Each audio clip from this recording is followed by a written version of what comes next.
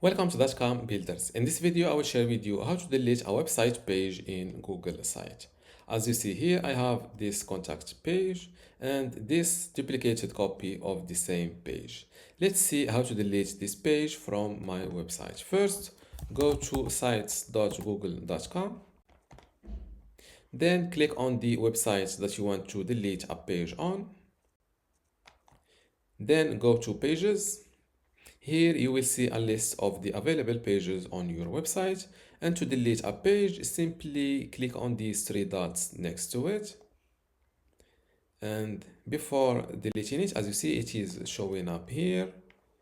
If I click on delete,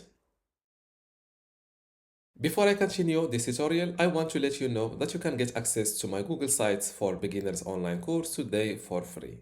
Inside this online course, you will learn many things including Google Site basics and website setup, pages, navigations and site structure, header, banner and branding customization, design, layout and visual customization, also media, video and interactive content like how to insert a video and audio, etc. Also how to create forms, maps and embed tools.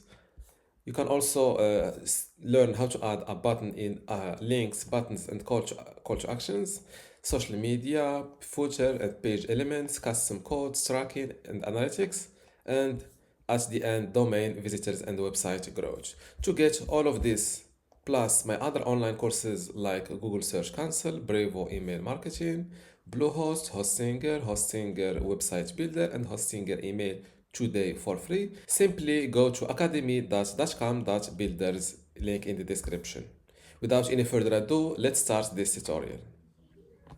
And before deleting it, as you see, it is showing up here. If I click on delete, the page has been removed. Don't forget to publish this change. And now let's view my website published site. And as you see here, no more duplicated contact us page. And this is how to delete a website page in Google Sites. If you still have a question, leave it in the comments below. And don't forget to give this video a like. Thank you.